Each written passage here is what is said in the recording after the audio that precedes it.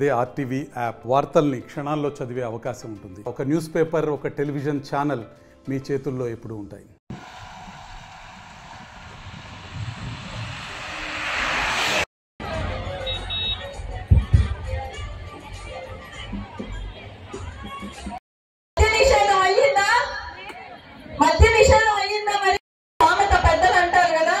నమ్మి నానబెడితే పుచ్చి పురుగులయ్యింది.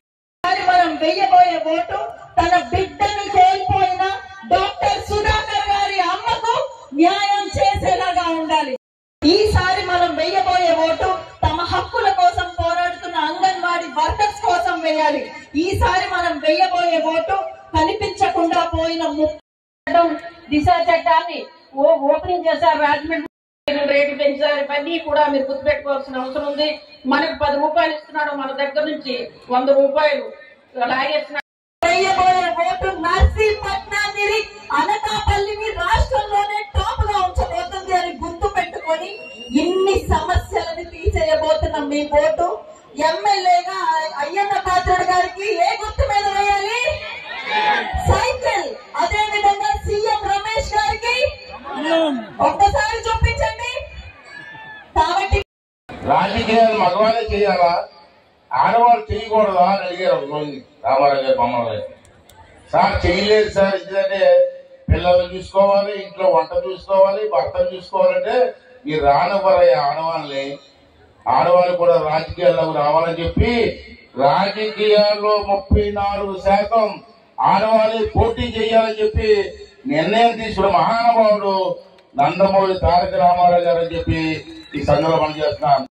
పట్టణంలో ప్రత్యేకంగా మహిళలతోటే మీటింగ్ పెట్టాలని చెప్పి ఆలోచన చేశాం. This is first time. నేను సుమారు 42 సంవత్సరాల నుంచి రాజకీయాలు ఉన్నాను. మహిళలతో ఎప్పుడు నేను మీటింగ్ పెట్టలేదు, ఫస్ట్ టైం పెట్టాం. ఇంకేదంటే మహిళల్లో చైతన్యం రావాల్సిన అవసరం ఉంది. ఈవేళ మహిళా మేలుకో ఆ టైటిల్ పెట్టాం.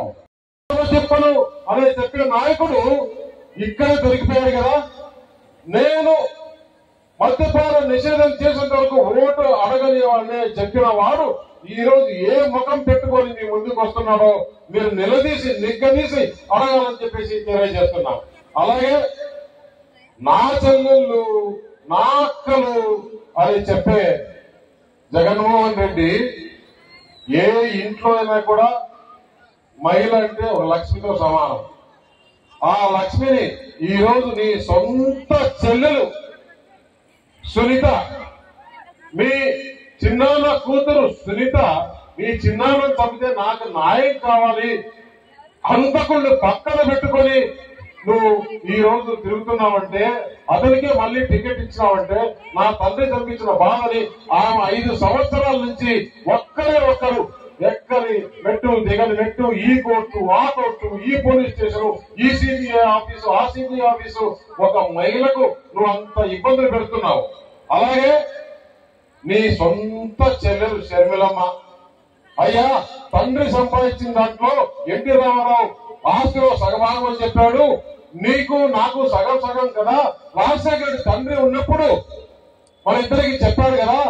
మరి మన సాక్షి ఛానల్లో నా వాటా ఏమైంది, సిమెంట్ ఇండస్ట్రీలో నా వాటా ఏమైంది, పవర్ ప్లాంట్ లో నా వాటా ఏమైంది, తండ్రి కట్టించిన ఇల్లులో నాకు వాటా ఇవ్వనంటే, ముఖ్యమంత్రి కాకముందు ఆమెను పాదయాత్ర చేసి మొత్తం ఊరు తిప్పి ఈయన జైల్లో ఉన్నప్పుడు కూడా ఆమె పార్టీ మోసుకొని వస్తే ముఖ్యమంత్రి అయిన మరుసటి రోజే ఆమె ఇంట్లో నుంచి బయటికి కట్టేశారంటే ఇటువంటి వాడా మహిళల పైన గౌరవం ఉండేవాడని చెప్పేసి మీరు ఇంటింటికి వరకు ఈ విషయాన్ని తీసుకుపోయి ఇటువంటి వాడా మనకు రాష్ట్ర ముఖ్యమంత్రి కావాలి. ఒక చెల్లెలకే న్యాయం చేయలేని వాడు ఈ రాష్ట్రంలో మహిళలకు ఏ విధంగా న్యాయం చేస్తారని చెప్పేసి మీకు కలగట్లేదా? మరిన్ని వీడియోస్ కోసం ఛానల్ ని సబ్స్క్రైబ్ చేయండి. లేటెస్ట్ అప్డేట్స్ కోసం వాట్సాప్ ఛానల్ ని ఫాలో చేయండి. అండ్ లింక్ డిస్క్రిప్షన్ లో ఉంది.